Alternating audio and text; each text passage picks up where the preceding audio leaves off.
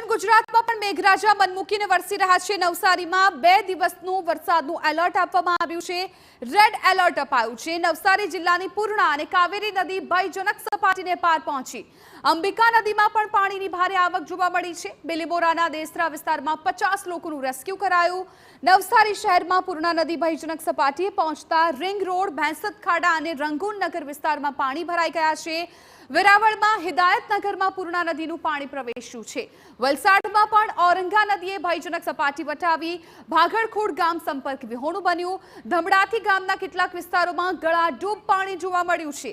જિલ્લામાં એનડીઆરએફ અને ફાયરની ટીમ કાર્યરત છે। તાપી જિલ્લામાં પણ ભારે વરસાદને કારણે અંબિકા નદીમાં ઘોડાપૂરની સ્થિતિ।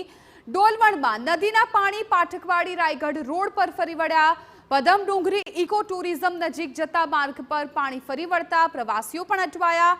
કુકરમુંડાના ગોરાસા ગામે જળબંબાકાર જેવી સ્થિતિ સર્જાઈ।